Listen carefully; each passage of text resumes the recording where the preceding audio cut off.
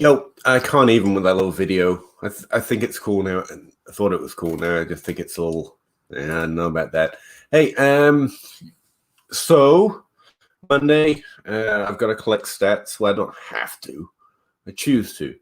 Um.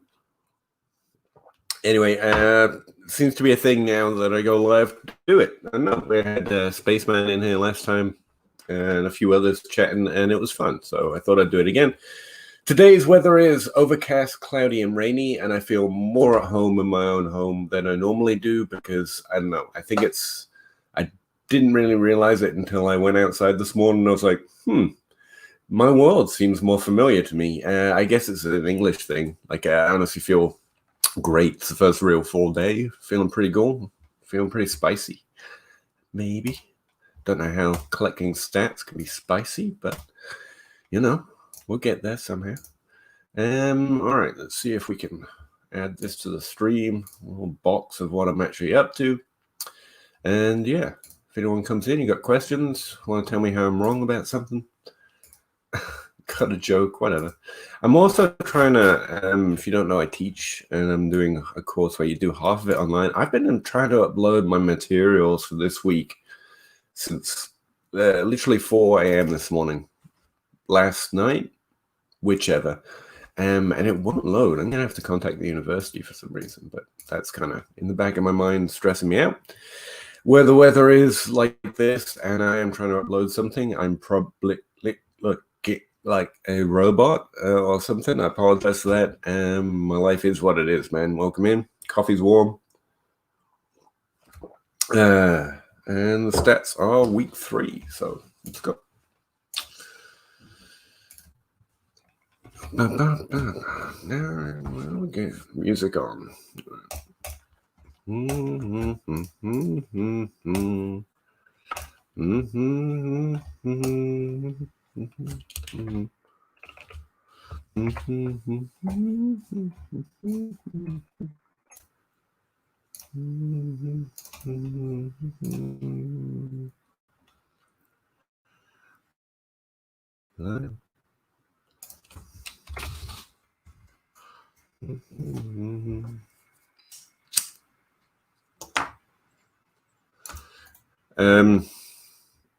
Hey viewer, don't know who you are. I did learn something last week. Want to show you that. Where I'm trying to collect seasonal stats weekly, so I can actually break it into a weekly database and then backtrack that as far as RotoViz will let me one lonely Wednesday, I'm guessing. For now, I'm just doing weekly for 2020. But one of the things we were discussing last time was if, let me see, where is it? The way I'm getting target share is doing the average of their weekly target share, because RotoViz gives me their weekly score the way I do it, and I'm getting the average of it. Spaceman was asking me, and it does work out to the same percentage as if you actually calculated the numbers, targets divided by team targets. So that works. I'm pretty sure on that. Intellectually, it's the same thing. But Racer for air yards doesn't work that way. I haven't entirely got behind the reasoning of it yet, but all I noticed is that this was wrong. The seasonal racer was wrong purely because I was doing the average of their weekly scores. And one way where it really stood out with Calvin Ridley, let me see, receiving. Let me see.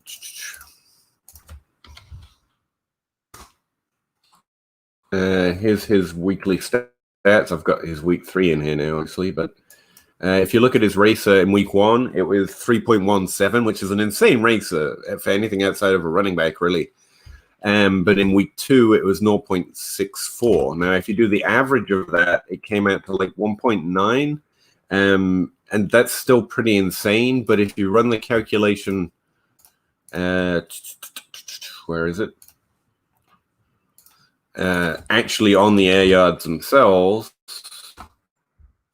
his racer, well, it's coming out a little lower now, but it came out at 1.5, which is accurate compared to the other sites I was looking at. So if you average a player's weekly racer, you don't get his racer. And racer is receiver air conversion ratio. It's an air yard stat. Josh Hersmeyer stat originally. pretty sure. And it's just how efficient they're being with their air yards. And the calculation is pretty simple. It's air yards divided by receiving yards. But for some reason, when you do that broadly across weekly stats, it doesn't work. So just in case you're a grinder, you should probably know that. I still don't quite understand why it doesn't work, but it doesn't. So there you go. We need a percentage for those columns. All right. Well, there's the receiving stats done.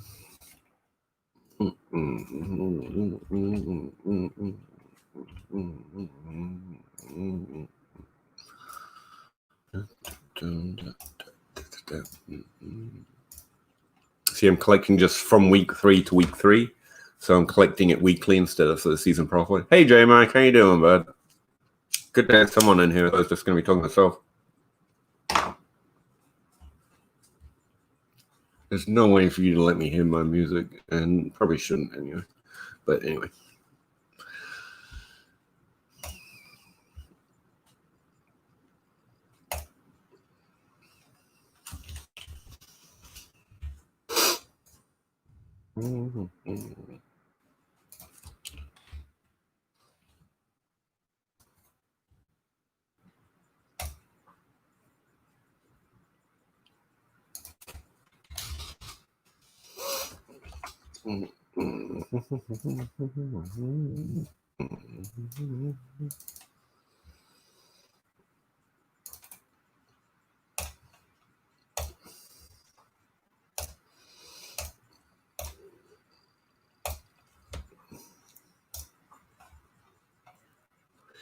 How you doing, J-Mac?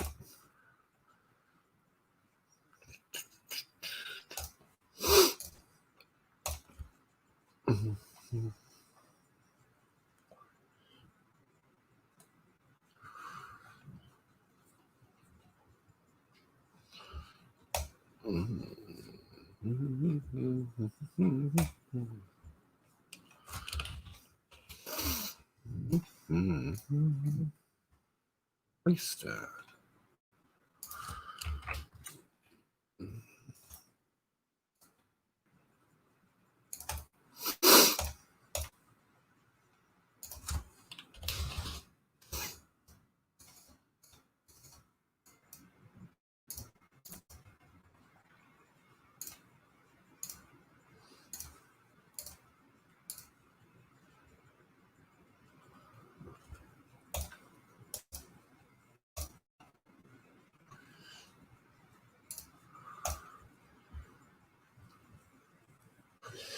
Hey, Spaceman. Aw, thanks. Appreciate it, J-Mike. Well, I love you too.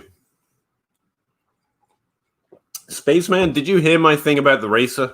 Because it's really interesting and I don't understand it. Well, interesting in the way the nerdy part of myself finds it really interesting.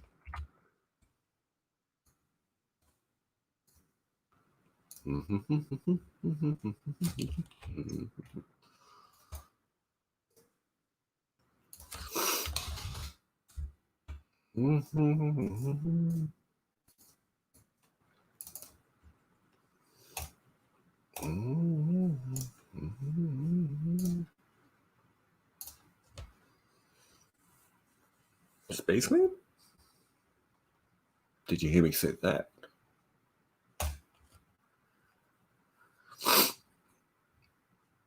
All right, I'm opening this blind. I gotta see this weather.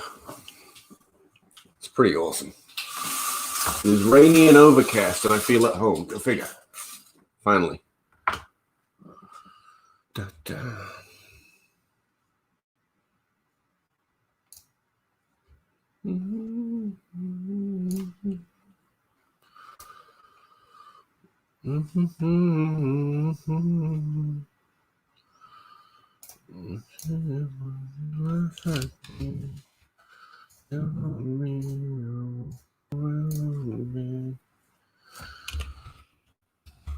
Just one more face.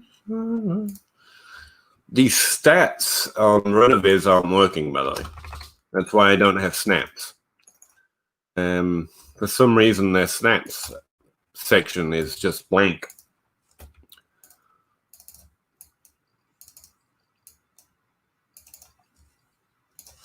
Don't know what that's about.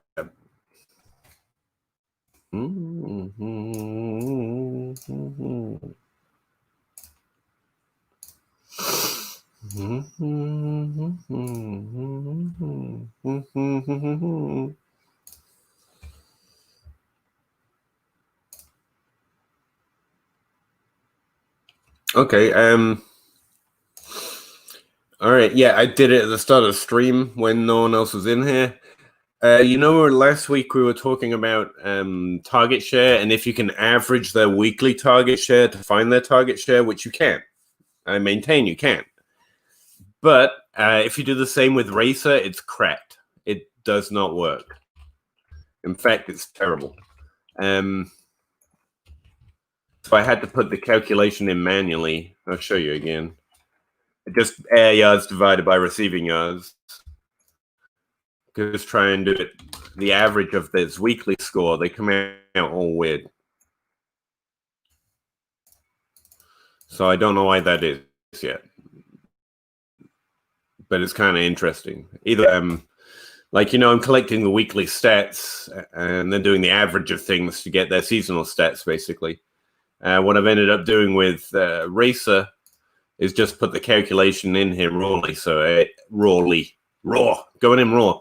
So just air yards divided by receiving yards, and you get their Racer. So I'm actually doing the calculation live, as it were, instead of looking it up from the data itself. It's weird. That's how I feel about it. It's weird. Fantasy. Did I get it all? Oh, neat. Mm-hmm. 985. That makes sense. What is left? Missing me. Mm-hmm. Man, this is a lot quicker than it should be, really.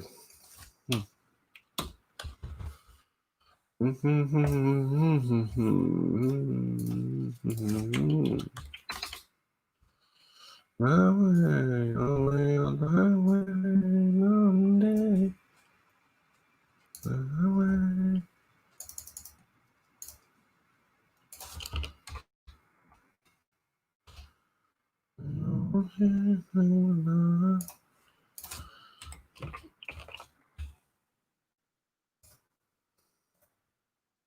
These are the stats I'm using for projections, by the way. I got a simple export going on. Export tab, so I don't have to fuss with it.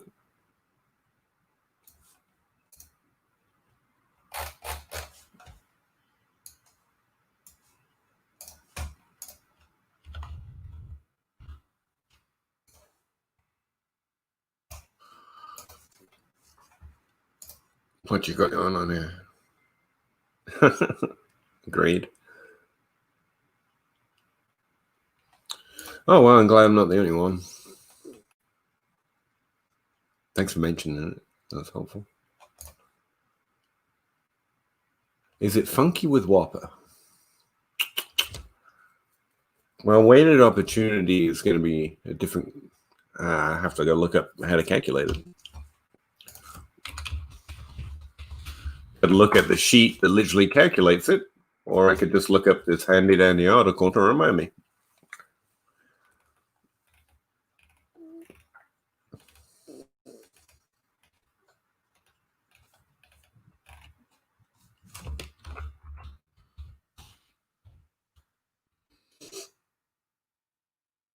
Okay, so weighted opportunity is 1.5 times target share, 0.7 times air yard market share, which might be why it comes out weird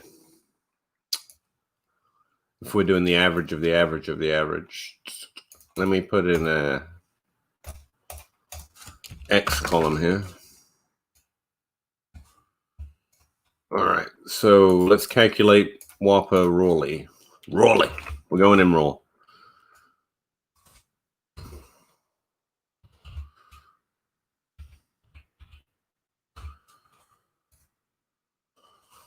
$1.5 times target market share, I said, right?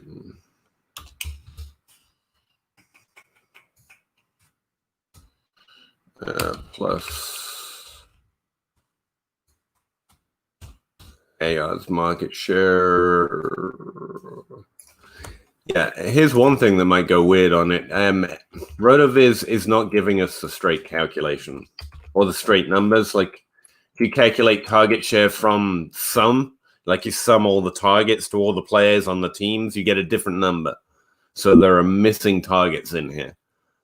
That might be part of it. I'm calculating AODs that way, so that's important to know. Yeah, it's coming out a little higher because there are missing targets, basically.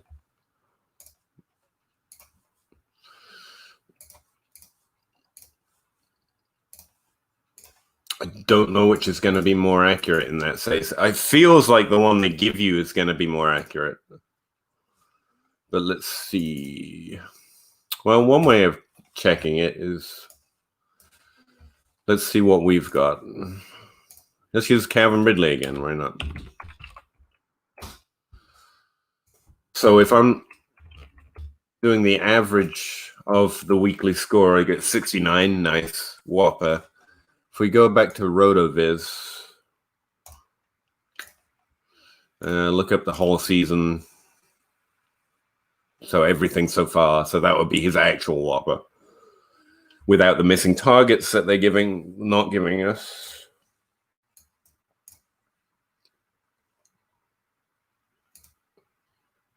Then go back to the receiving tab. Come on now.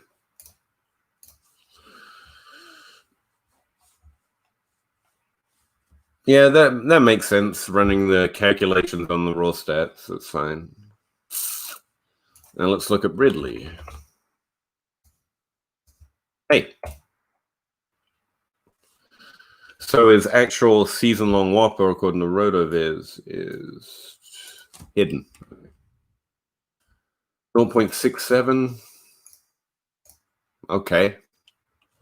All right. The average is spitting out something a little weirder for me. Man. But if you run the raw calculation... Oh, I put it in the wrong column. That's why. Put it in the weekly. We don't need that. Put that out.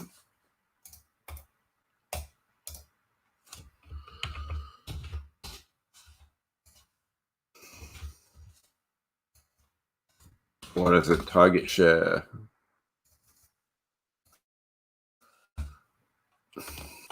Come on, Pete, get it together. Target share times market share of AODs. Target share. AODs. No, I'm getting a better result if I just do the average. Because seriously, it's not uncommon, so I can't really complain. Yeah, 0.67. I'm getting 0.69. If I do the average of the weekly stats, and I'm getting 70. If I run the calculation on, target share and AODs percentage, because they don't give you AODs percentage, and we're missing targets, we're missing attempts. I'm pretty sure they get rid of throwaways for a start. I think we're better off just taking the average, but are you getting a better result by doing the calculation? Am I doing my AODs percentage calculation wrong? Come on, cheat. Mm-hmm.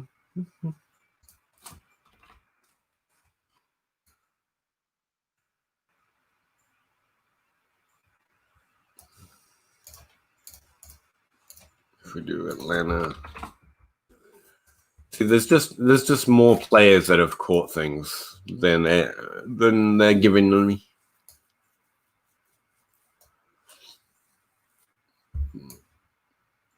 Oh, that might be it. It's part of the minus thing. Todd Gurley's got minus 3 air yards, for example.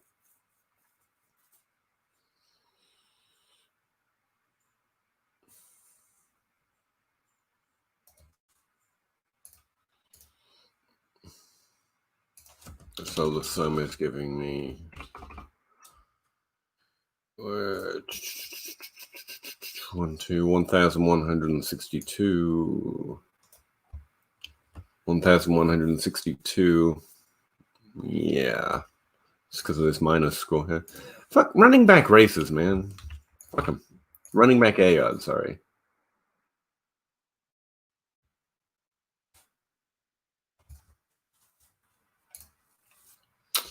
Yeah, that's a curious one. Look into that a little while. Just have these tabs for season long and just do it simply. But I really like the idea of collecting it weekly. It's been useful.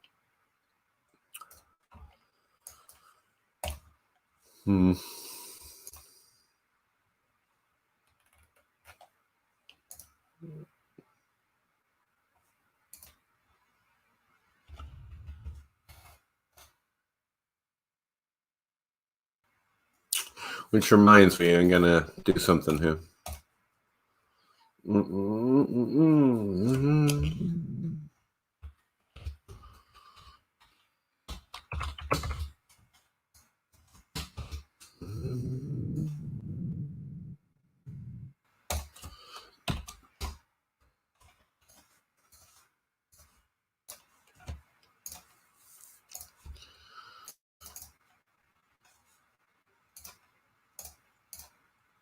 That's a passing percentage.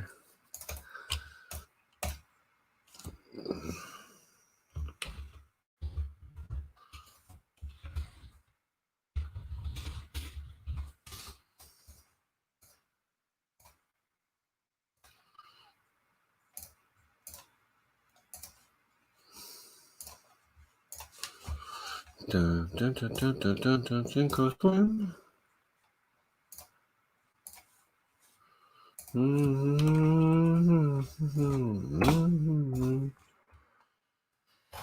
What I want to do is go to the screener. Sorry, I was ignoring you there for a second. That's a good idea. I just got I know the formula, man. I appreciate you. So you prefer a little dash when you get an error. Good deal. Weirdly enough, I prefer zero more these days. I hate having a result when the actual result there is none. But especially when doing some calculations or sorting columns, a zero means they're not going to auto sort to the top, which I kind of hate. Hey, happy Monday, One Black Coffee. I have one black coffee, so that works. Appreciate you.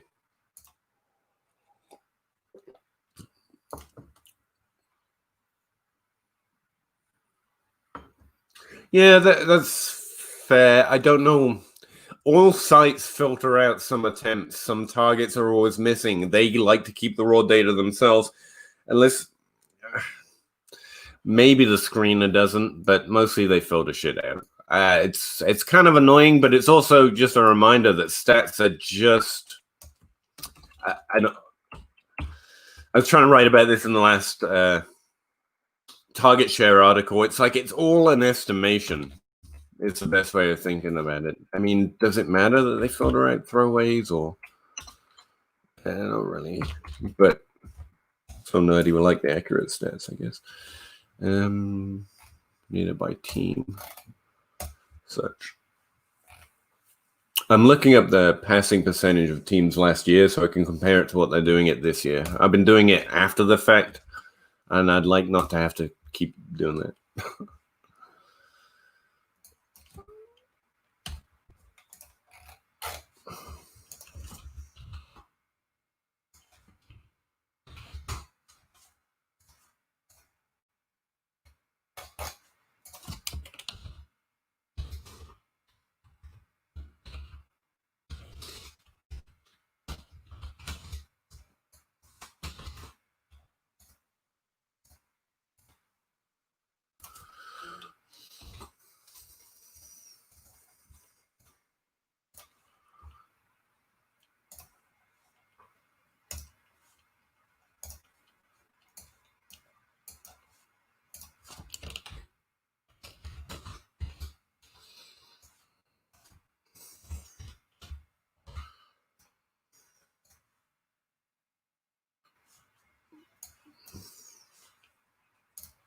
Let's do it here.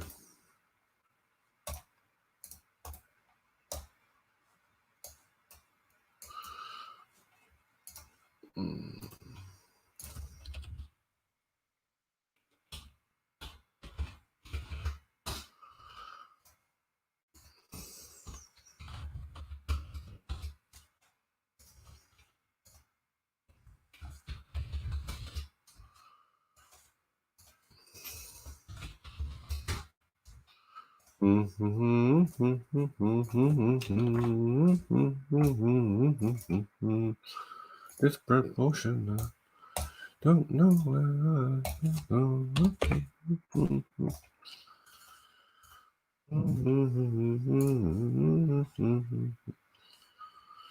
All right, there it is.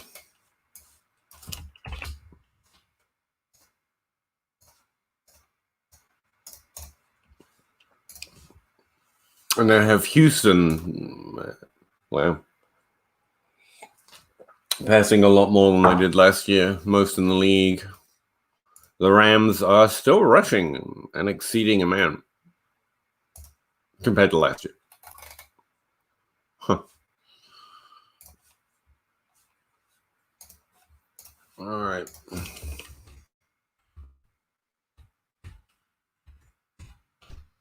Hey, what we're going to do here.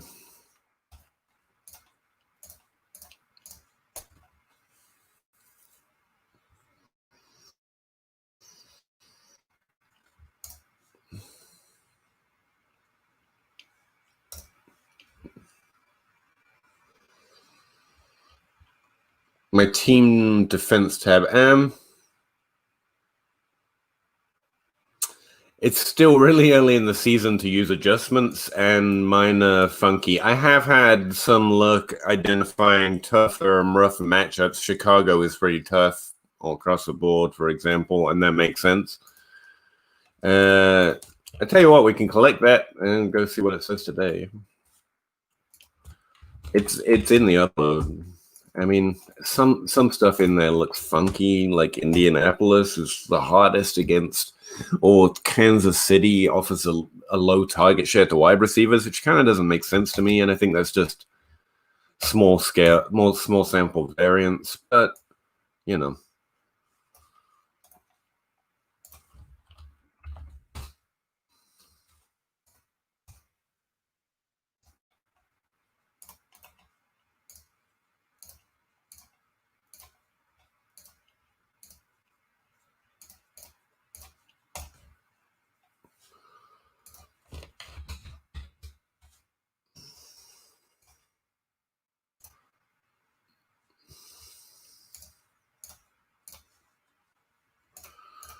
So, team defensive stats, is that what we're looking for now?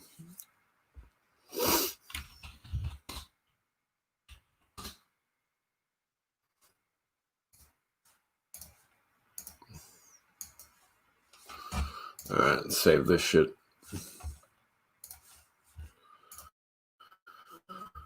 Gonna go get that sheet.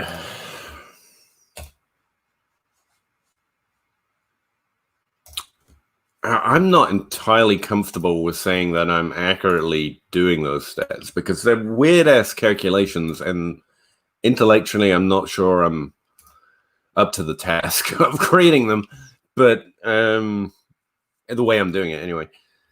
Where is it?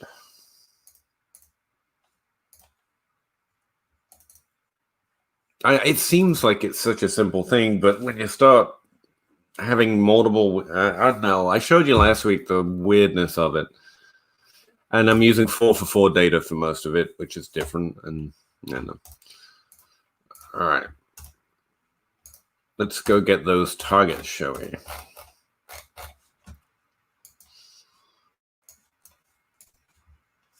All right.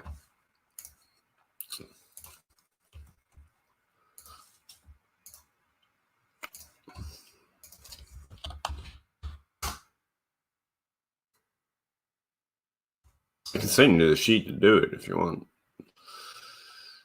Tools, give me the point browser, damn it. No, targets.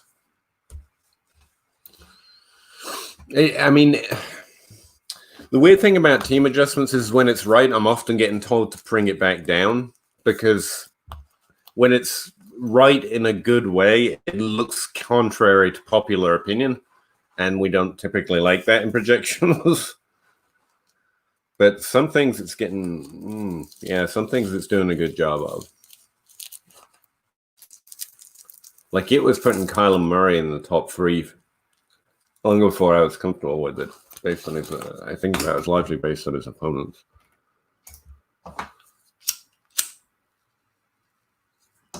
You can really never take them too seriously. I know DFS, I listen to all that content, and they make it seem like you're stupid not for knowing the slot receiver going up against Team X went off. Of course, yet they'll only mention it some weeks. And it's going to be less than 50% of weeks when they're just looking at that matchup, because normally it doesn't work. So just throwing that out there. But 5 weeks, week 5, can really start to get more comfortable that we know what a defense is or what a target share is, as a rule. Yeah, I know exactly what you mean, man. I think about it constantly. I'm with you.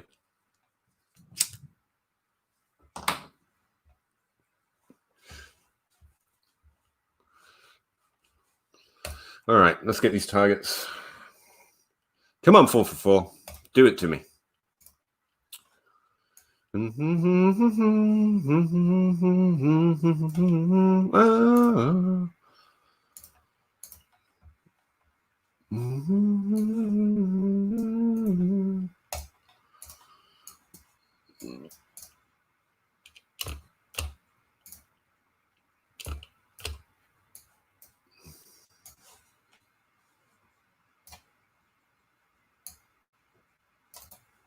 I think I only need 16 weeks, right? Yeah.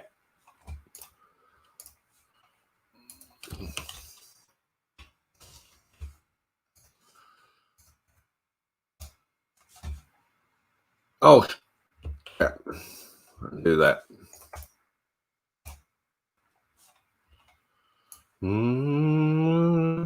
Stereo. All right, that's targets updated. Let's update PPR points, shall we? And that's the other thing about the ESPN thing, dude. I kind of like to keep it in the house. Like I use the same source of data for the same sheet, but that's just me, man. It's by no means a better way of doing it. It's just 4 for 4 filters out different attempts, different targets, and RotoViz does. It's really frustrating, as far as I can tell.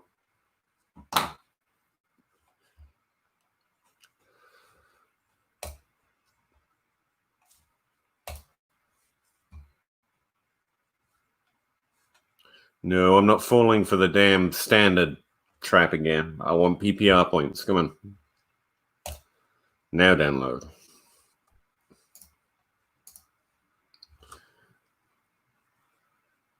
No, I don't. Nah, but remember, I'm a terrible DFS player. Like, legitimately awful. But it's because I like stable, and DFS seems to be so much about knowing when to pay attention to stuff that, on average, you shouldn't pay attention to, which is, I generally think that's why I suck at it. But some people are extremely good at knowing just this week this matchup matters, and the same matchup the next week doesn't matter, and I don't know how they get there. I would say if you want to get good at DFS, you have to know that stuff, but you also have to find something that I can't find that tells you, that helps you read when to pay attention to it. But you've also got to just recognize that DFS success is about volume. So I think they're covering that lower than 50% hit rate on things like that by just playing it the right amount of their budget every week. And then they just don't talk about it when it doesn't hit, you know? That's just a guess, though. Makes sense.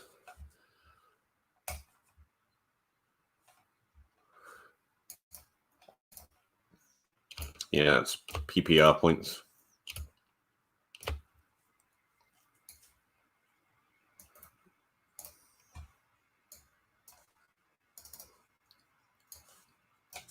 What the hell is this song?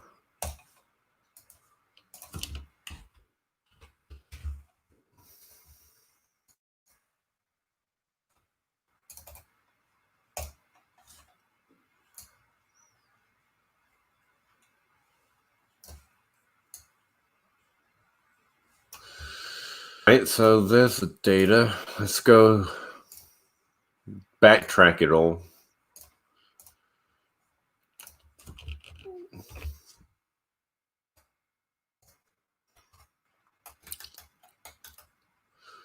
So the good thing right now is every team is playing, so I don't have to think hard about which teams I need for week 3. Bye weeks are a bitch.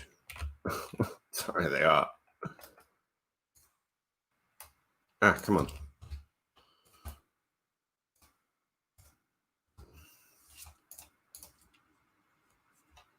Season week 3.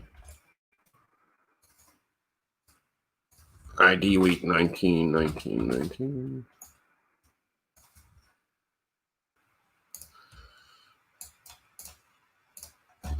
Did Jacksonville play Miami this week? Someone check that is working for me.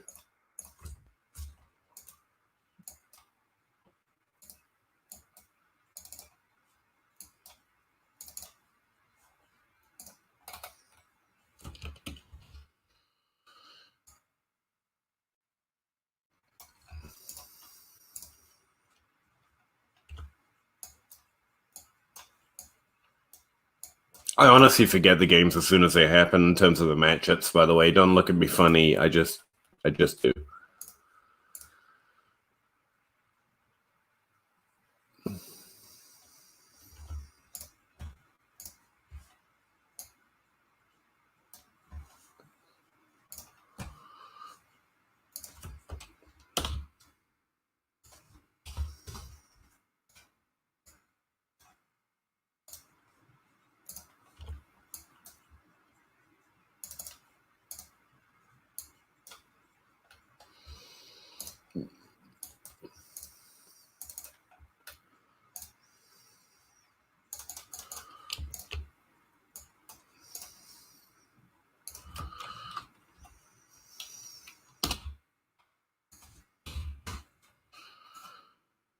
Oh, maybe, to be fair, maybe I just calculate this team against stuff. Like, there's a better way of doing it. Like I say, these calculations twist me up mentally. I don't know why, they just do. I have a hard time envisioning what they're trying to do, you know?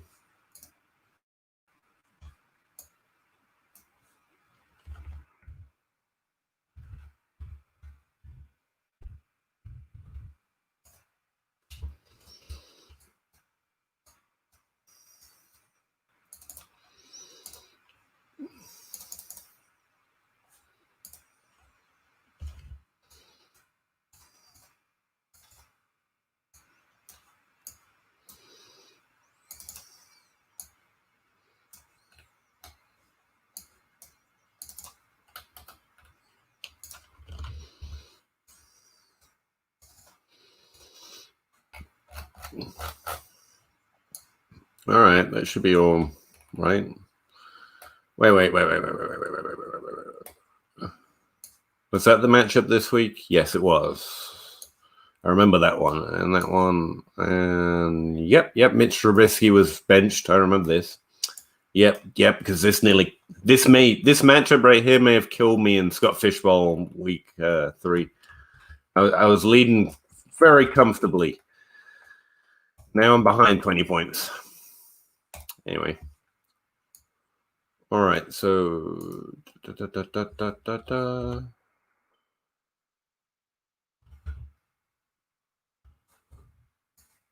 All right.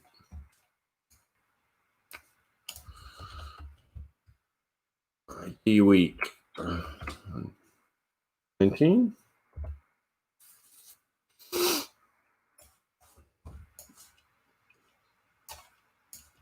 Okay, so let's.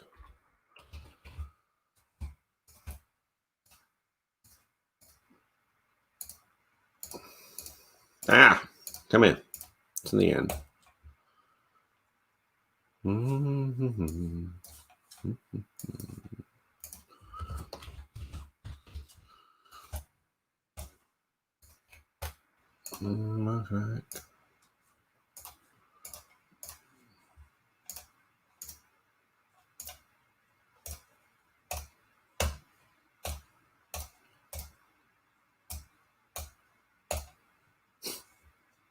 Man bun.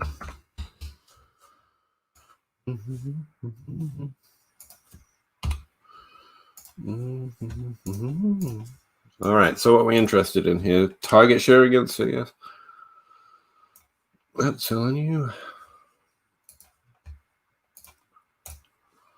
Yeah, let's look at wide receivers.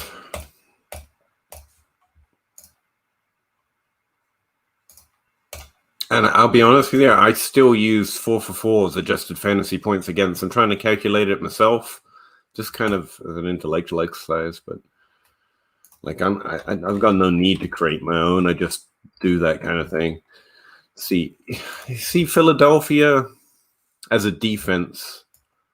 It's apparently allowing 16% target share to the wide receiver position, above average, or the change that they affect in their opponents. So let's intellectually verify that. Against Philadelphia, last 5 weeks, 1, 2, 3, 4, 5. So we're still using 2 weeks of last year. Let's see the target share to wide receivers on average. I mean, Cincinnati targeted the wide receiver position 81% less. Oh, wow. It didn't go all the way to the bottom. Okay. Let me just fix something here.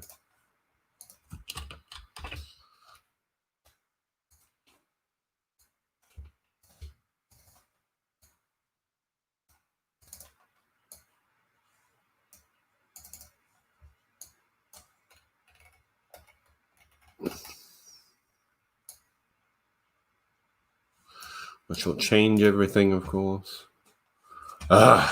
Sheets, man.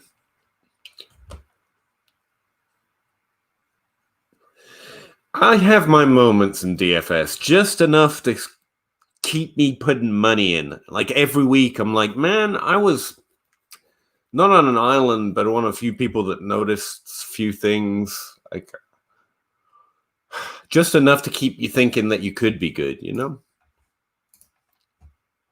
But yeah, I try to remember that my results do not reflect that sensation as a rule.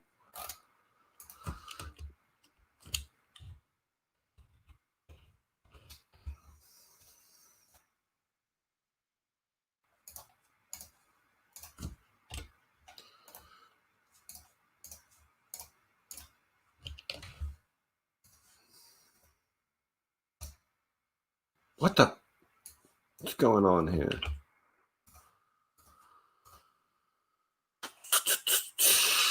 Oh, that's right.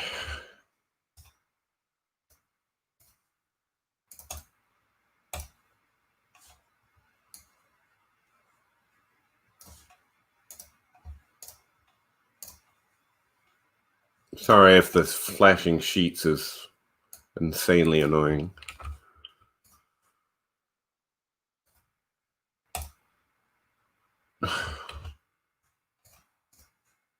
God damn. Hey.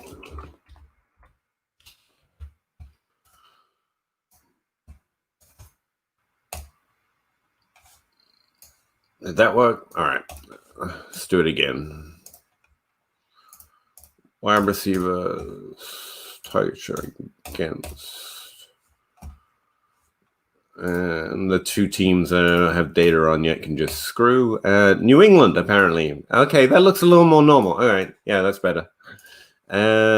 Philadelphia, 6% lean towards a wide receiver, 6% higher than their own average when facing Philadelphia. Interesting. Let's verify it.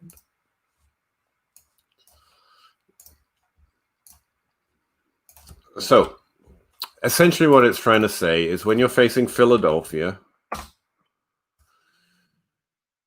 in the last 5 matchups. 1, 2, 3, 4, 5. Okay, these have been the matchups. Washington, Dallas, Washington again, the Rams, Cincinnati. All right, this has been their target share to wide receivers. On average, it's about 68.7% targets to wide receivers. Then it looks up the change in their targets towards that position for that week compared to the last 5 weeks for that team that they were facing, the defense they were facing that week. This one right here. Okay. And that's what this column is. So last week, while facing Cincinnati, 16% more targets went to the wide receiver position than average for Cincinnati, but it was also a blowout. It was also a game where T. Higgins went off and Tyler Boyd really had a great game. And that's why I take a 5-week average, because you don't want just that one matchup pushing it all there. But if you notice the last week of 2019, week 16, that is, versus Dallas, the same thing happened. But then faced Washington, they actually targeted the wide receiver 70% less than normal. 7% more when they faced the Rams. The Rams targeted the wide receiver 7% more. And the average of that should be... it's lower. Okay, I got to take an extra week into account. Don't ask me why 5 is actually 6, but there you go. Yeah. So the average is 6.2. So it's telling me the right thing. This is the average in the change of the way their opponents are targeting the position. See what I mean? It's twisting my head up. And it does make sense when I go back and look at those individual matchups. But maybe it's just telling me which games were blowouts or what teams are having a lot of blowouts. I don't know. So yeah, that's interesting. But how about tight end?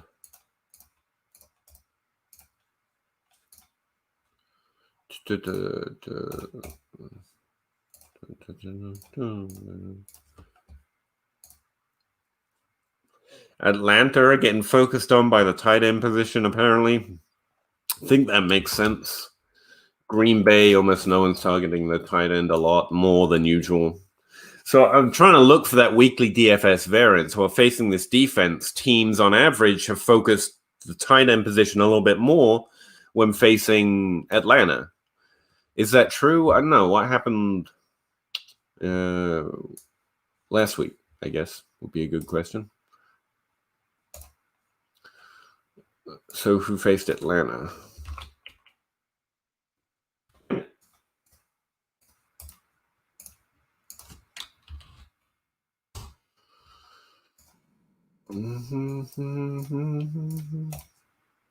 They're against Chicago. What happened in Chicago last week?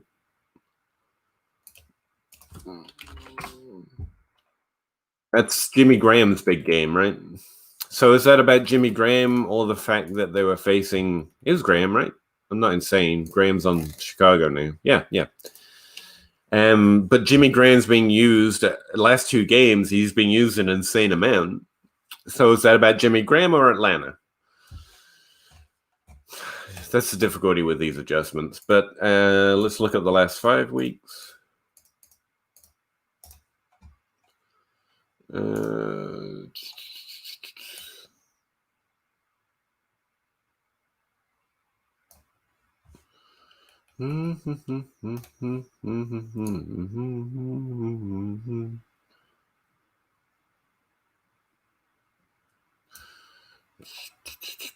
Wow, they actually focused the position less while facing Atlanta last week.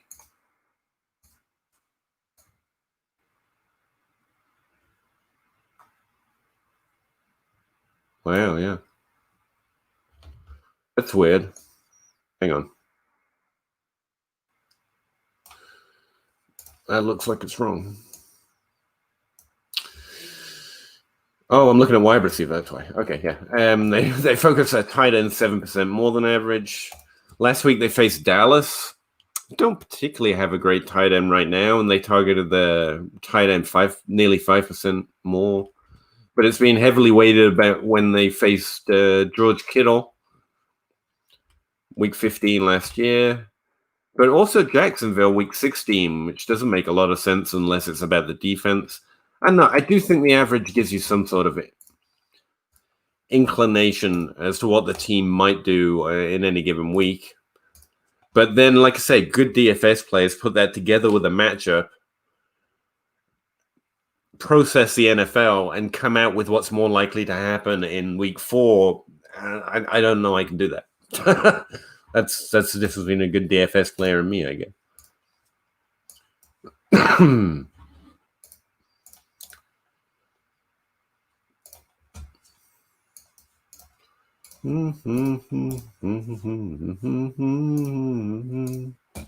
Been spending most our life. Jason.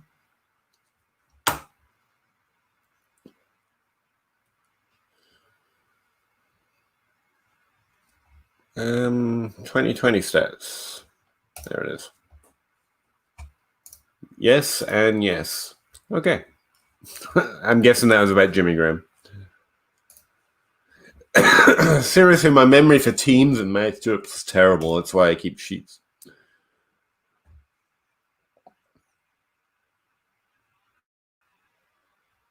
All right, let's delete last week's stuff.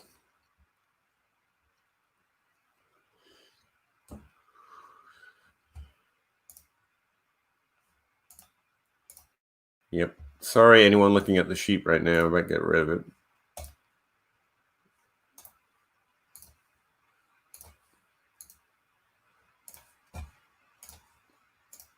So the calculations do seem to be working, at least. That's that. They're doing what I mean them to do. Yeah.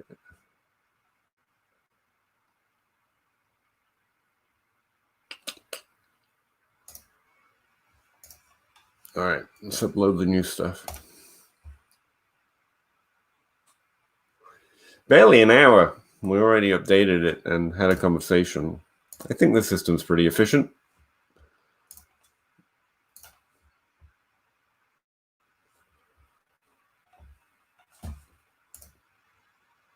Oh, wow. My course material finally uploaded. Now I gotta upload the other part of the course material. Mm-hmm.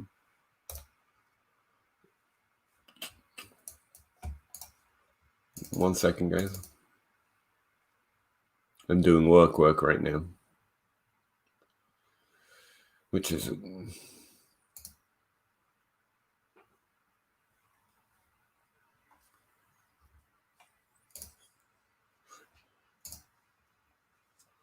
Yeah, that's the one.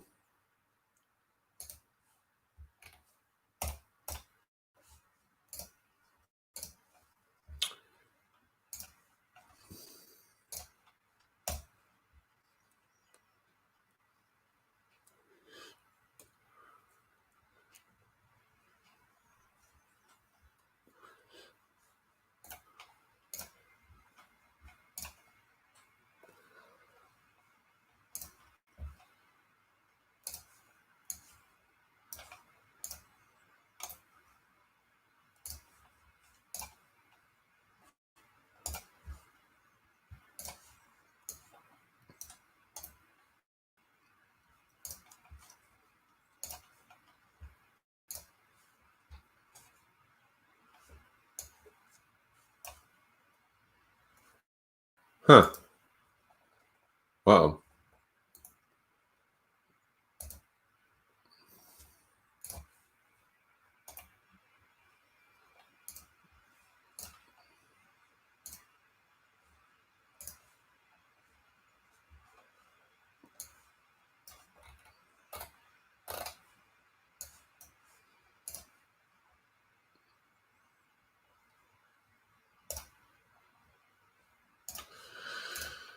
Monday's a weird day to stream. It's not like anyone has stock sit questions for the Monday night game. Pretty much locked in at this point, I'd imagine.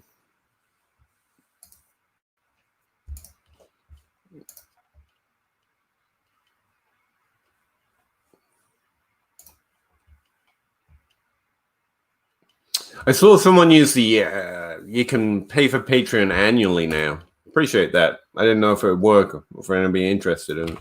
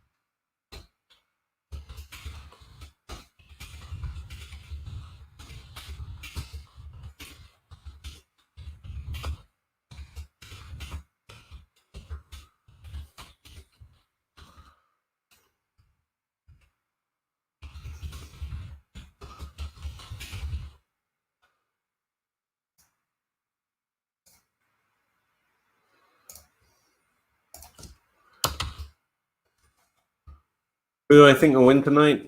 It's gonna be a good game. Yeah, I think Mahomes. I think Casey. I hope Casey. They're just rolling. They did have some trouble last week with the Chargers. It's the first time I've seen them have trouble, really. Well, not the first time, but you know what I mean. Baltimore's a solid defense. But I just always get a bet on Mahomes. And I know Jackson's great, but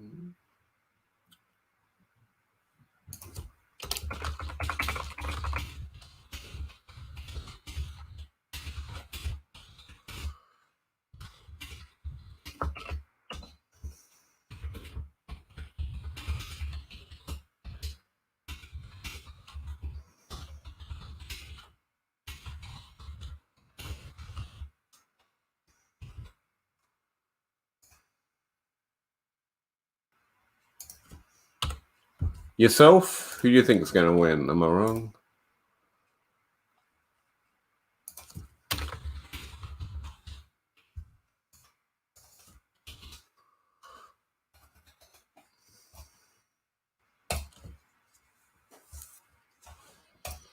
It's always Corey Davis season, man. 69 yards last week. Got to think he did that for us. He's like, actually, I'm good. I just stay right here at this total, you know. Wouldn't have minded a touchdown, but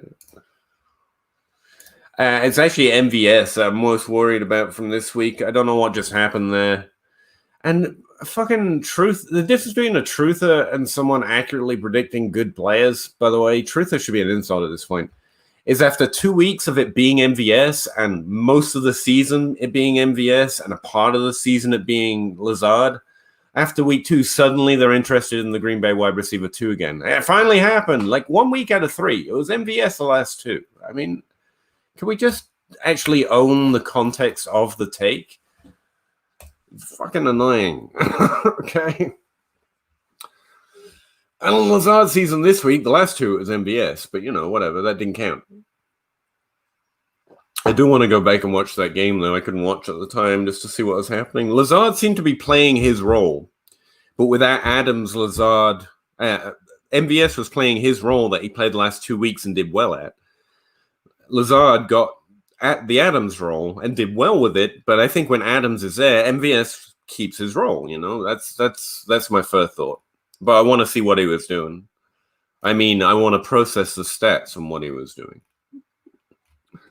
Obviously, I don't watch. You know? Mm-hmm. I think Casey has it. It just is. It's going to be a fun game to watch one way or the other. And it's hard to bet against Lamar Jackson, frankly. I'm not saying that. Yeah. There's a Baltimore fan out there watching this 2 weeks later, like, yeah, Lamar Jackson can easily win a game, obviously. That might be it. And again, defensive matchups, maybe the role he was playing, it was harder. They did seem to be struggling, so we're targeting him as they have done the first 2 weeks, but he wasn't doing anything with it, and that adds up to me. But that means it's not Alan Lazard finally broke out. It's Alan Lazard had weak coverage and he had Davante Adams' role, which is good for Lazard. Don't get me wrong. That's impressive that you step into a role like that. But I think MVS stays when Adams is healthy and Lazard is bench worthy. And in harder matchups, we still don't know he can do it. We know MVS can do it. Where he's been entirely focused, maybe not. Just saying. Because no one even like responded to, hey, look, I got MVS right this offseason after you all got him wrong last offseason. And then this week, everyone who read those and ignored them is like, Alan Lazard, I told you that splits take worked. No, it didn't.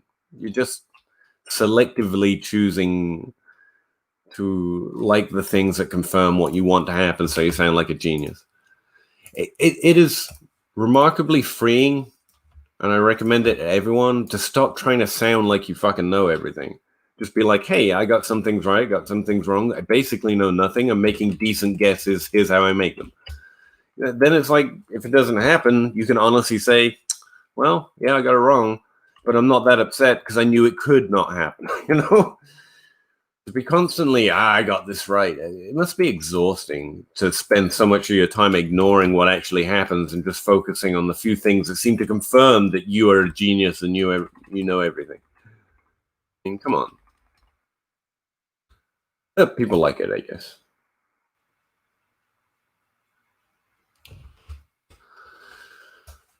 Speaking of which, who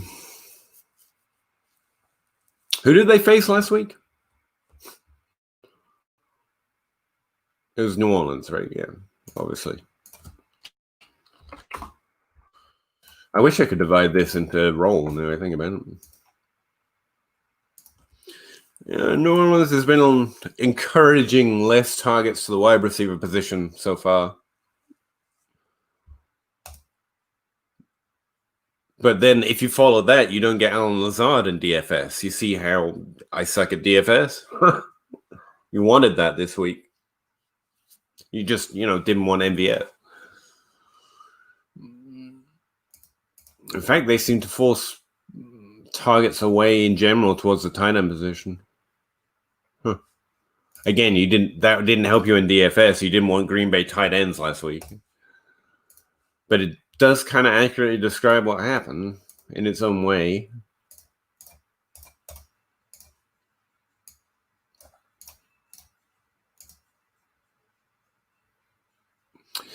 Teams facing Seattle throw a lot to the wide receivers.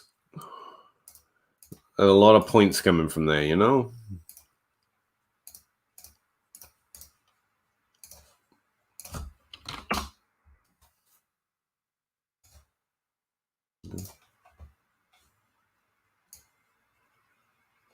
New Orleans really seems to be pushing people towards the tight end position.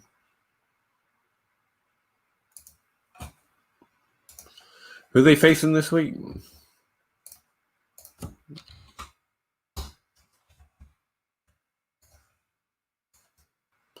Detroit. Again, my simple DFS brain is like, maybe people are going to be talking about Hawkinson in the podcast. And that's what I do. I see what it says, and then I just listen to all the DFS content by better DFS players than me. And if what they say connects to something I saw, I'm like, oh, okay, that's my take, obviously. Like, I'm not coming up with my own. I'm just using the ones that seem to confirm other things that I found independently. I don't know if that's a good idea or not.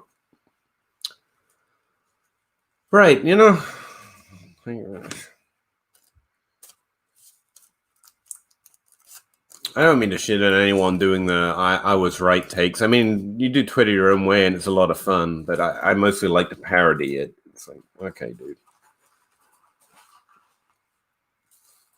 That's how Twitter is fun for me.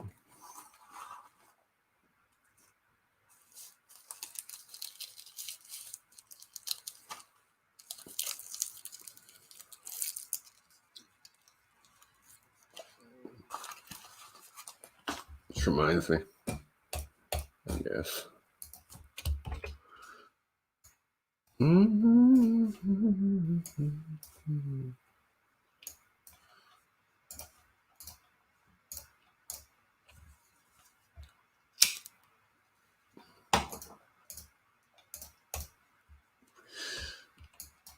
It's almost time that we can start looking at per game numbers. Almost. 3 weeks, 3 points to 0 straight line, right? Almost. I can't wait to switch to expected points per game, to be honest.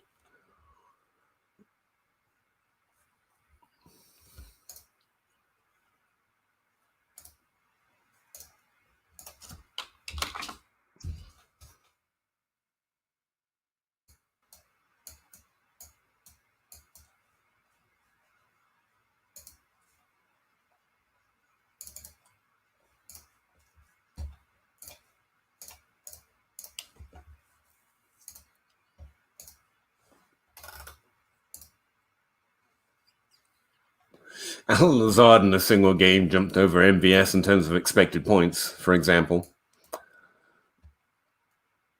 Hard to believe that.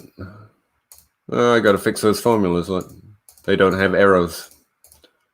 Or they do have errors, and they don't have something to account for it.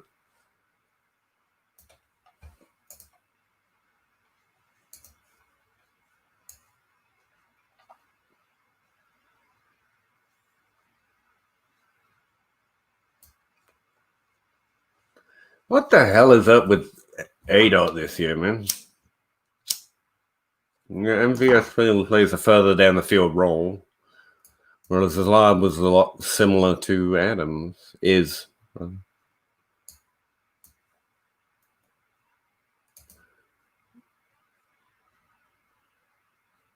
Team percentage. Percentage of what? What are you giving me here, Roto? What it is?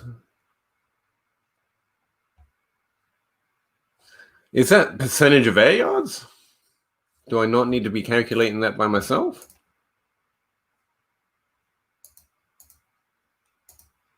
It looks like it might be. Dave, do you know what this column is? In RotoViz, team percentage. That's lazy. That's lazy labeling, isn't it? Percentage of.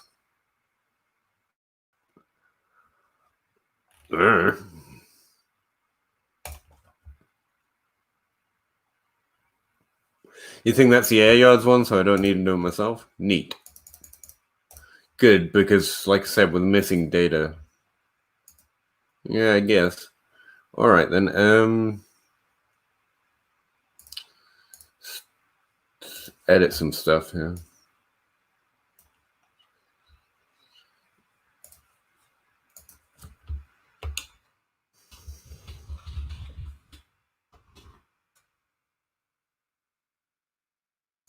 I don't need to be doing that myself then.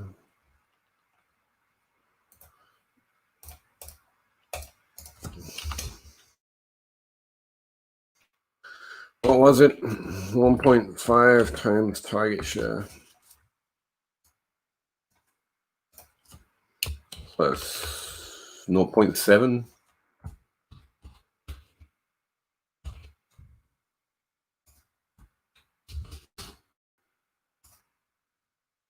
Yeah, you seem to come up with about the same number. Doing the average of Whopper versus, actually running the calculation yourself. It's a little different, to be fair.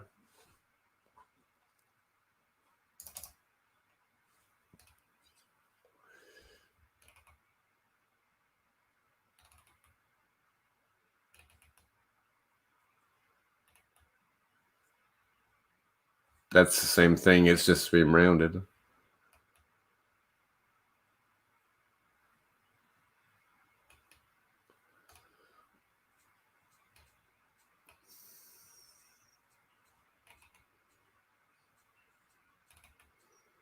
Interesting.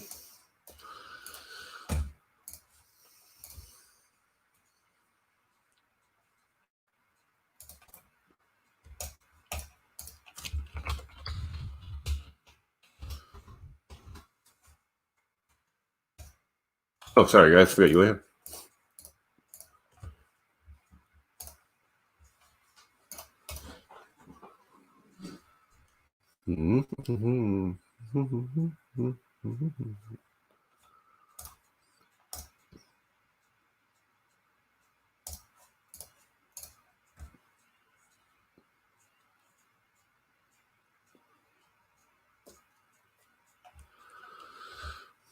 I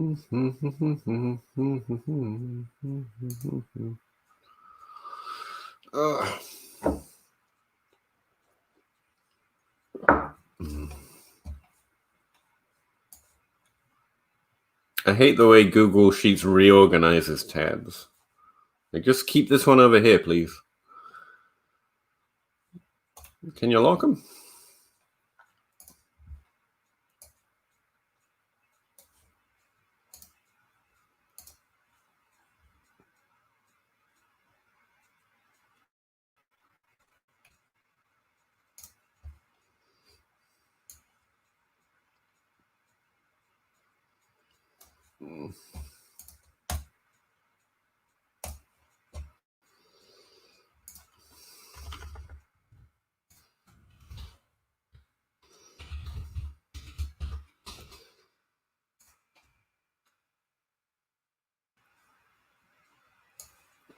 You ever calculated MS Whopper? That's a fun one. I haven't been doing this year. It's Josh ADHD thought of doing it. It's pretty good for looking at volume. I just rely on expected points so much now.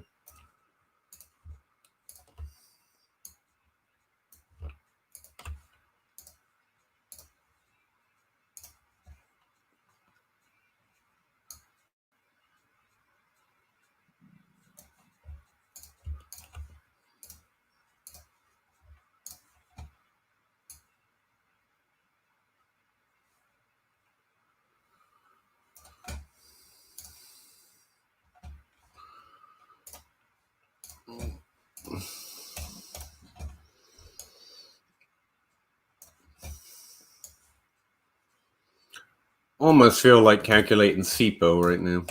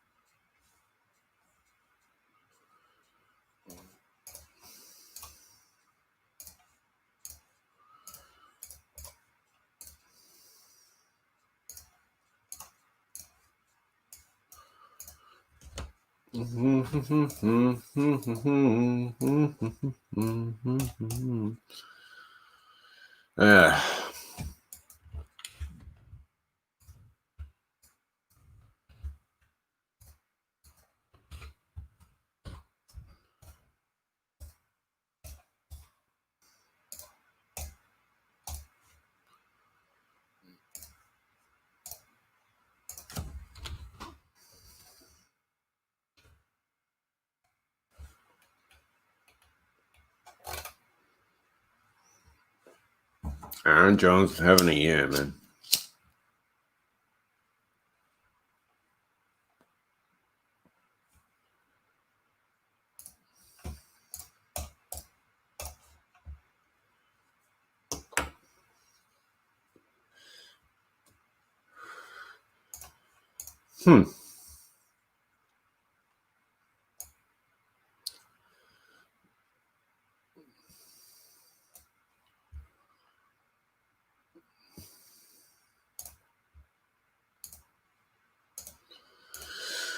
Chase Evans got the receiving game on lockdown, right?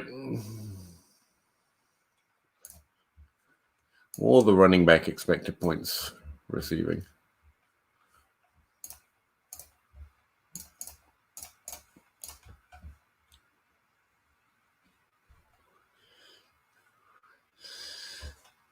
Ridley kicking ass, man. Taking names. Yeah, Ridley, by the way, should easily be pushed up into the top 12 of Dynasty rankings given this season. Like,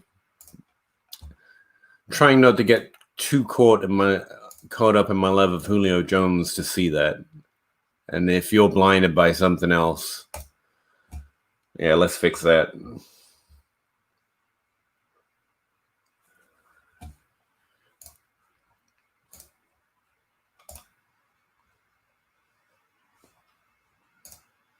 Mm-hmm. Dave, are you doing rankings for anyone anywhere?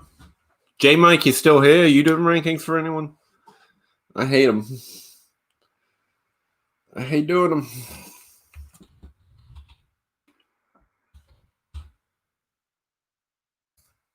I had him as wide receiver 19 before the season. That sucks.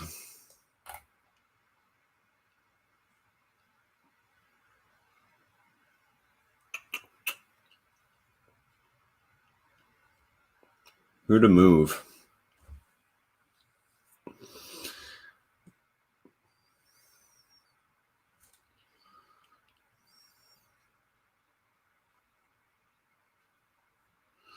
I think Juju has to come down. That's going to be painful for me.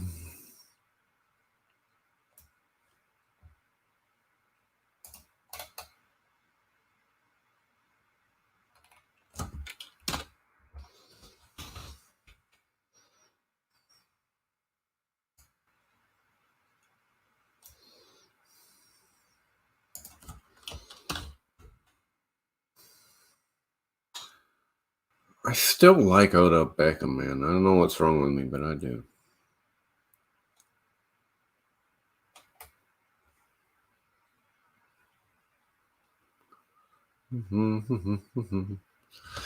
Do we move Chris Godwin up?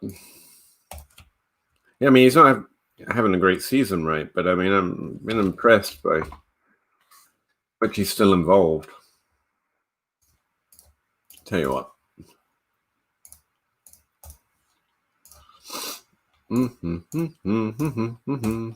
Crowder. Hopkins number 4. Still feeling pretty good about that. I think we're bringing DJ Moore down.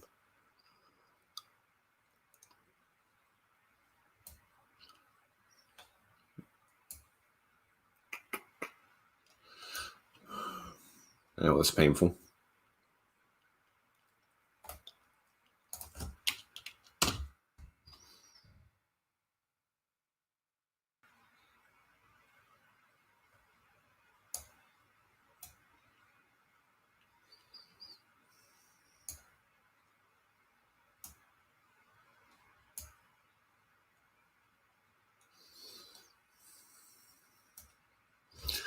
All right, how do I value these guys?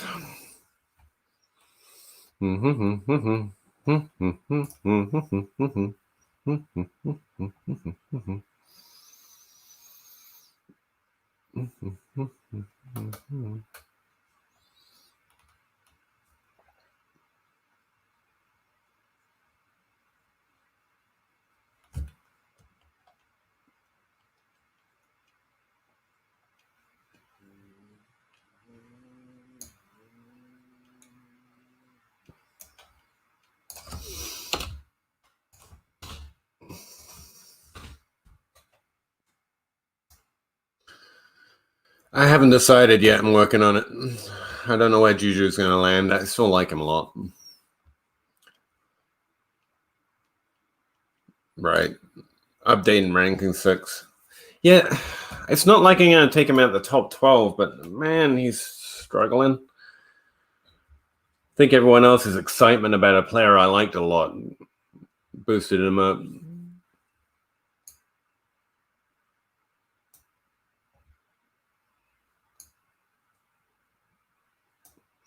I don't want to come down on Julio Jones, okay? I just don't want to. It just seems like chase that and you end up missing on Julio Jones when he comes back, you know?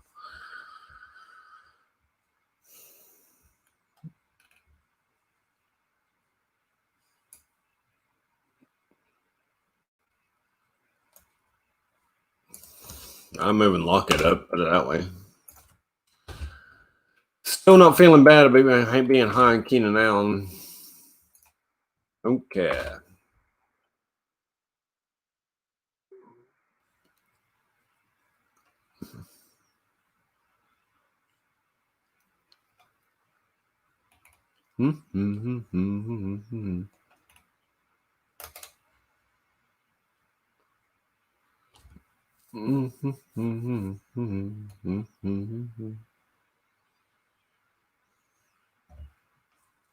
Where's wide receiver 19?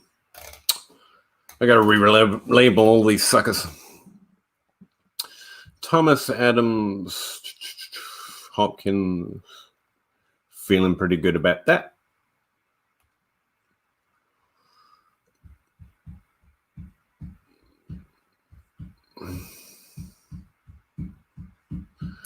DJ Moore is wide receiver 4. That seems like a stretch right now.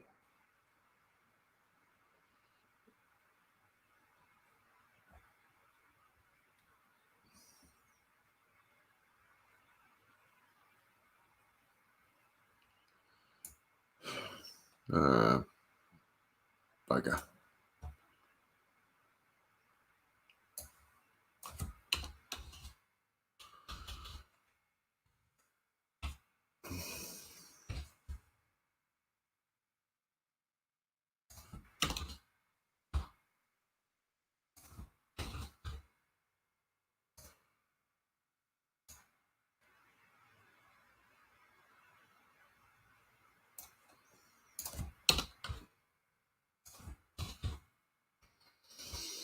So let's see.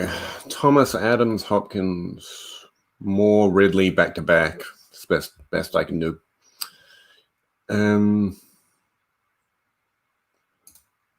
Cooper, Julio, Allen Robinson. I think Chris Godwin has to jump Modo Beckham at this point, right? 9, 10. And Juju. Then Mike Evans.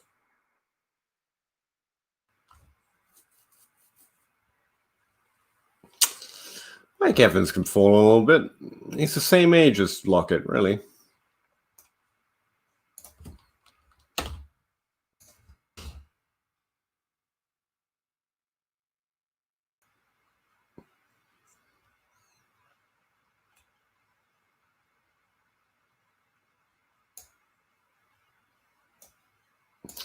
I think DK has to climb Sutton. Sorry, guys.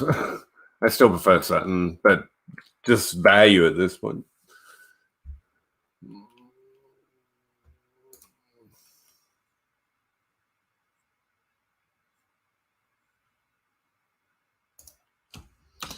Landry is wide receiver 19.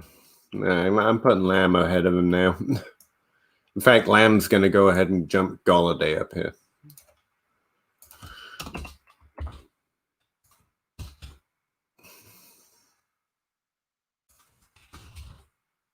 And Landry, Thielen. Oh, putting Thielen up. Screw it.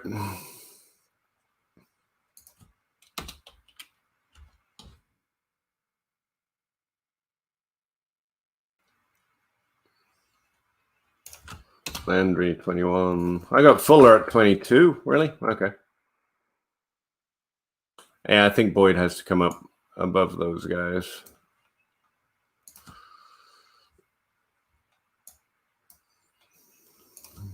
Boyd, 21. Landry, 22. Fuller, 23? No, Diggs has got to come up ahead of Boyd.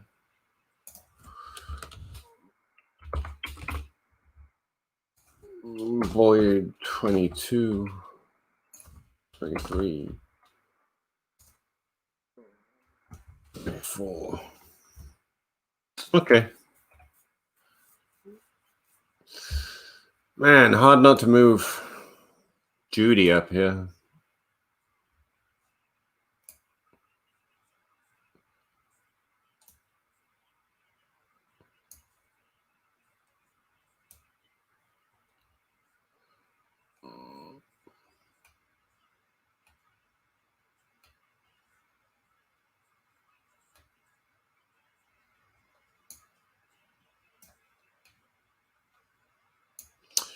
Hello, Justin Jefferson. Having had a good game, I can now favorably boost you. Obviously.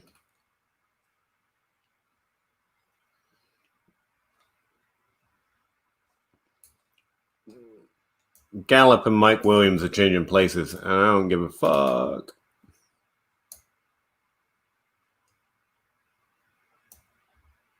Drop a wide receiver.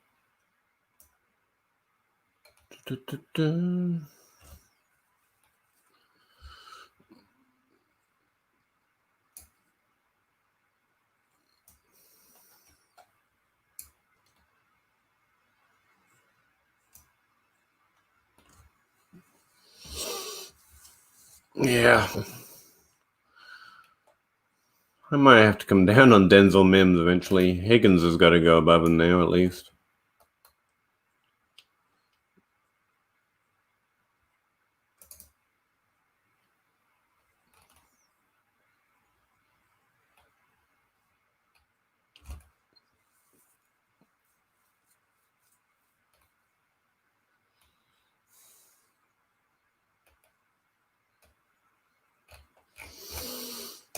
Well, that's some kind of update anyway. Running backs. Elliott. Well, no, it's CMC, Barkley, then Elliott. That's fine. Cook, Kamara, Clyde Edwards-Helaire, Jonathan Taylor. Yeah, I'm thinking flipping Jonathan Taylor and Clyde Edwards-Helaire again. I just flip-flop them every week. Josh Jacobs, Henry, Aaron Jones. Yep. Sanders, Eckler, fine. Dobbins, okay. Cam Akers, it's looking rough right now. Yeah, Chubb's going above Mixon. Screw you, Mixon. You're going even lower.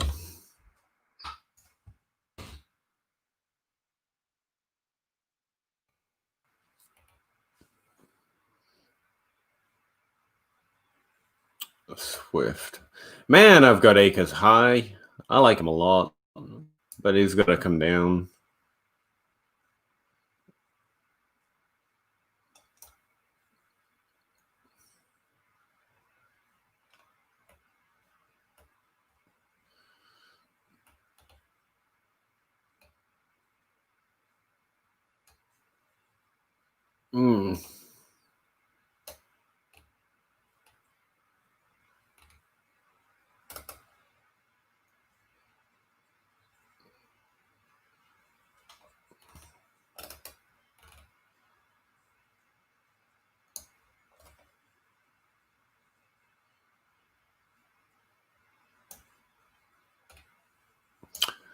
Dropping Kerryon Johnson for obvious reasons.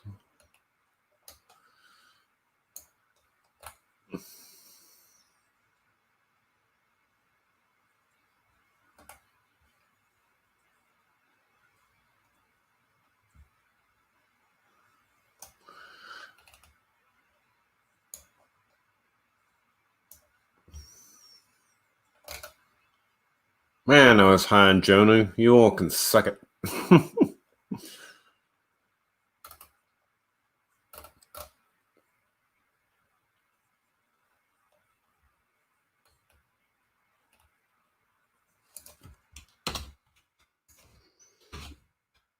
Actually, I still kind of like Henry above Hawkinson.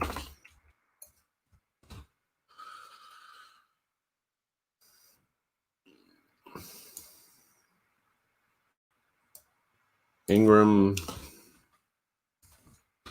Still like Hooper, but I got to drop him in rank so I keep him at the same position rank.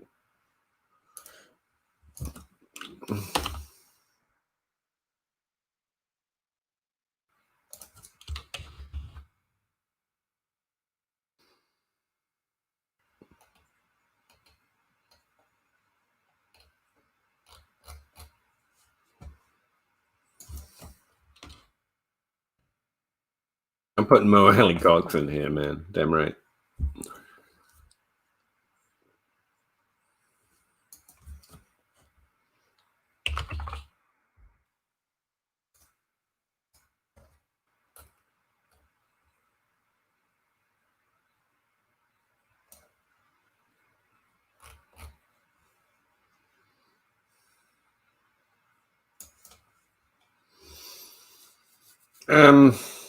Who am I trying to remember? KJ Hamler. I've already got him in here.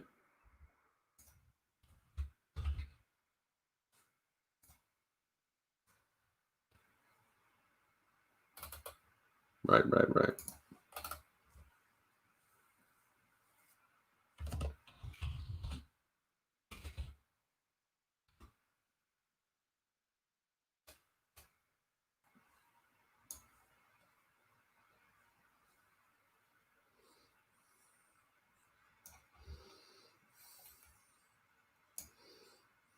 Sorry, guys. I'm just grinding, you know.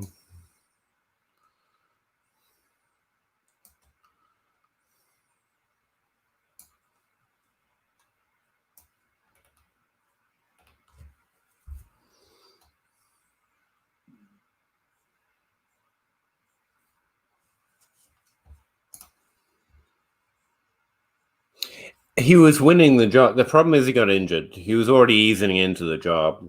I really think if he's healthy, running backs and injuries, man. But yeah, I think Cam Akers is it. But if Henderson, who had a solid profile with less draft capital, and some dynamic skills, if he really earns his spot while Akers is injured, like the team's going to get to choose. I still think they'll lean on their draft capital. Depends how Henderson keeps proving he is.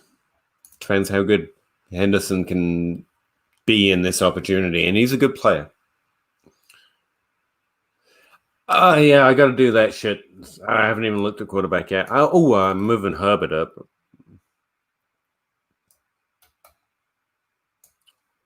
He has a job now, so that makes that easier. Foles and Herbert on the rise here. I'm not putting Foles above Fitzpatrick. It's just not in me to do that. I am putting Herbert way up, actually. He's looked decent. He got in his rookie season. I'm putting him above Garoppolo. Sue me. I'd rather have Herbert.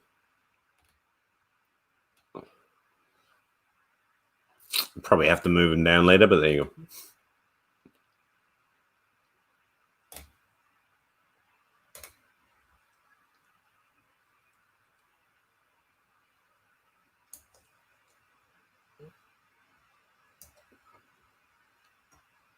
Oh, speaking of which, got to move Henderson up. Kids getting it done, you know.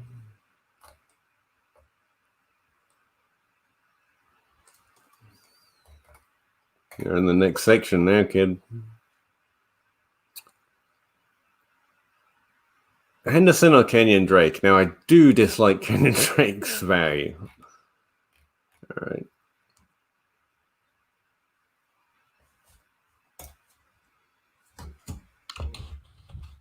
Yeah, I'm just going to have to own that L. Still kind of want Tua over him, to be honest. I had him at 17. My QB ranks could use some work. I'm just going to accept that like, at the moment it looks like Baker's not it, you know. I hate the way I told a quarterback so much.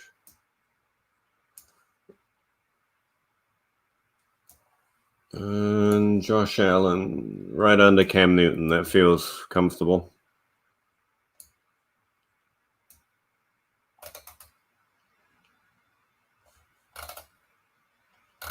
Let's see. Mahomes, Jackson, Watson. Yeah, okay. Putting Dak above him now, though. Back to back, 3 and 4. Nope. Russell Wilson. Hello, sir. Sorry about that. Accidentally fell below the quarterback 3 there.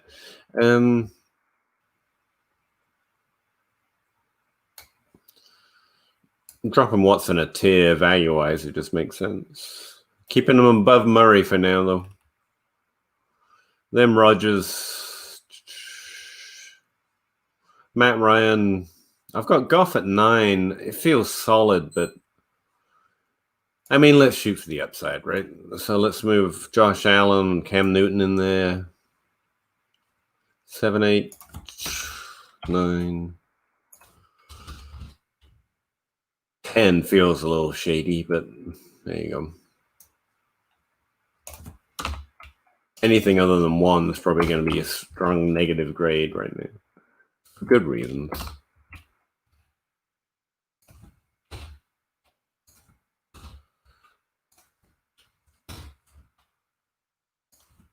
Yeah, it's Mayfield and Wentz who are falling for me right now. And Wentz is fine, you know? Maybe. Who am I missing?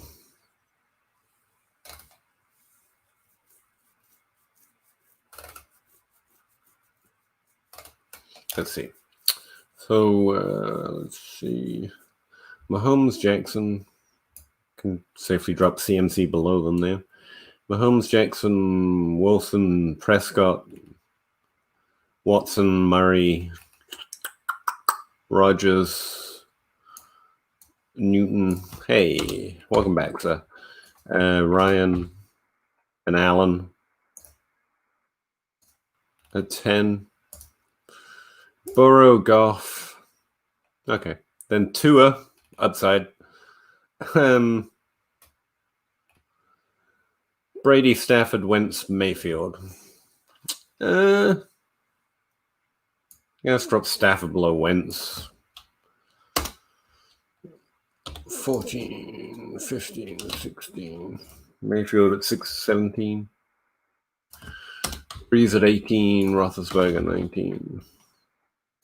Minshew at 20. I still worry the team's just going to drop him. Cousins 21.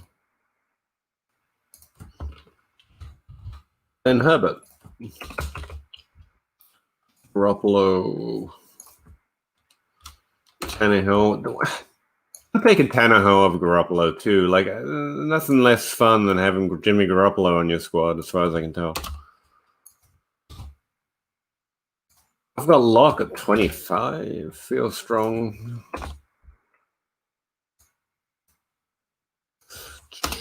Gonna move Donald over him. I have no idea what Locke is.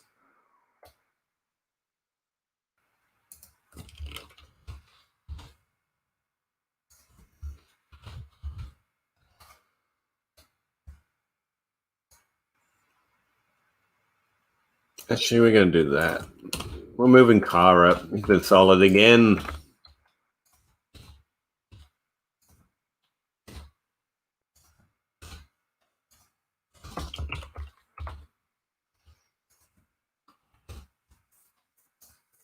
Yeah, we can move Trubisky down there, right?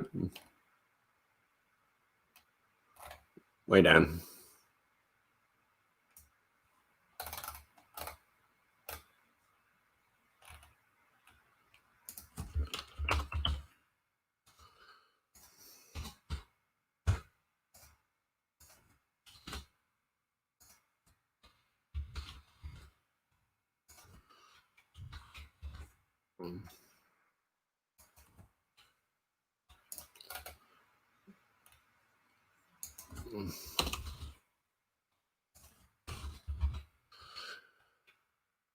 Nick Foles.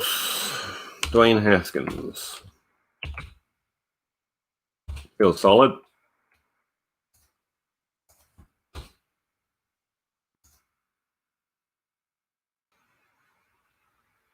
Daniel Jones isn't being ranked as a top 32 quarterback. That can be right.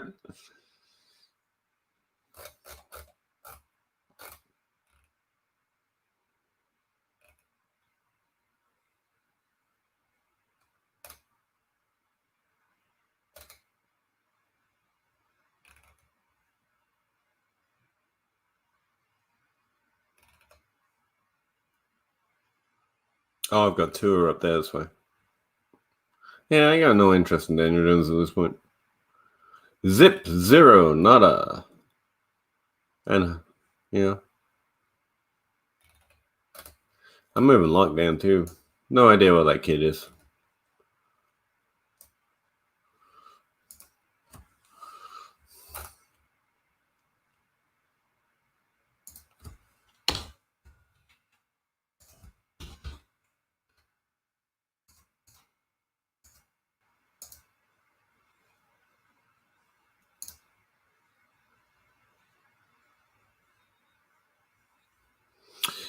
I can move him next to Locke.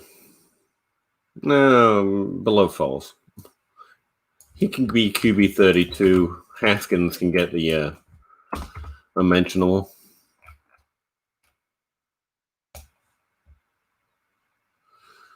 All right. That'll do for now. Yeah, that was painful. QB 13 seems pretty strong to me. I still don't know enough of what he is. I just have all those veteran QBs so high in my ranks because that's honestly who I prefer. I know what Stafford, Rivers, Ryan, Newton, Roethlisberger, I know what they bring me, you know? I like moving Herbert up, though. I did do that.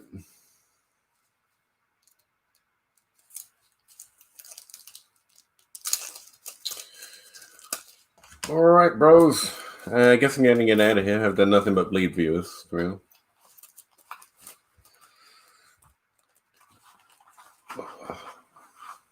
Gonna go enjoy some more of this weather. Do some chores. Outside chores in an overcast day sound real fun right now. Take it easy, buddy. No problem. It's what I'm doing anyway. I'm pretty happy to have company. So, you know, appreciate you guys coming along and checking it out. J Mike, not here anymore because you hate me. I get it. But also I appreciate you taking time off work to come see us. And yeah, keep grinding, guys. Let me know if you have any questions. You want me to put any other different type of data out there. Obviously, Spaceman's like, I'm doing it myself, man. But that's fine. But yeah, appreciate it, One Bite Coffee. And yeah, take it easy. Keep grinding. Respect the grind. I don't know. Some kind of sign off. See you later.